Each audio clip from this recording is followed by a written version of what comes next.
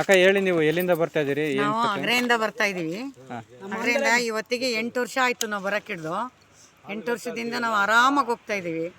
ನೀವು ಭಕ್ತಾದಿಗಳು ಯಾರಿದ್ರು ನಮ್ಮಪ್ಪ ಮಂಜುನಾಥ ಸ್ವಾಮಿ ಭಾರಿ ಒಳ್ಳೇದು ಮಾಡ್ತಾ ಇದ್ದಾನೆ ನಮಗೆ.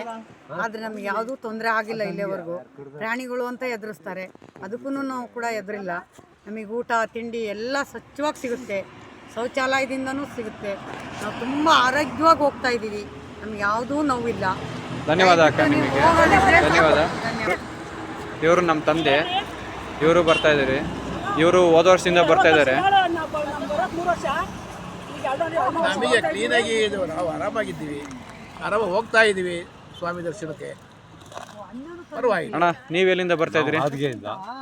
ಮುಡಿಗೆರೆ. ಹಾಂ, ಚೆನ್ನಾಗಿ ಇದು 2ನೇ ವರ್ಷ ಚೆನ್ನಾಗಿ ಹೋಗ್ತಾ ಇದ್ದೀವಿ. ಹಾಂ, ನಿಮಗೇನು ತೊಂದರೆ ಆಗಿಲ್ಲ ಅಲ್ವಾ? ಏನು ತೊಂದರೆ ಇಲ್ಲ, ಎಲ್ಲ ಚೆನ್ನಾಗಿ ಹೋಗ್ತಾ ಇದ್ದೀರಲ್ವ? ನೋಡಿ ನೋಡಿ ಫ್ರೆಂಡ್ಸ್, ಇವ್ರು ನಮ್ಮ ತಾಯಿ.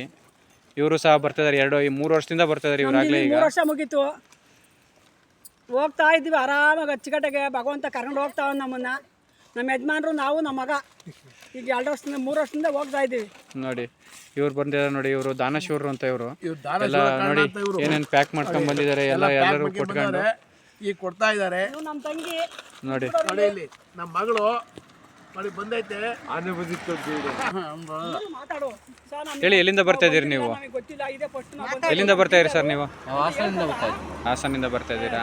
ನಿಮ್ಮ ಸ್ವಂತೂರು? ಬೆಂಗಳೂರಾ? ಬೆಂಗಳೂರಿಂದ ಬಂದು ಇಲ್ಲಿಂದ ಹೊರಟು ಬಂದು ಹಾಸನಿಂದ ಬರ್ತಾ ಇದ್ದೀರಾ? ಸರಿ ಸರ್, ಆಯಿತು. ನೋಡಿ, ಇವ್ರ ಮನೆಯವರು. ಇವ್ರು ಪಾಪ ಕಷ್ಟಪಟ್ಕೊಂಡು ಕುಂಟ್ಕೊಂಡು ಹೆಂಗೋ ಬರ್ತಾ ಇದ್ದಾರೆ.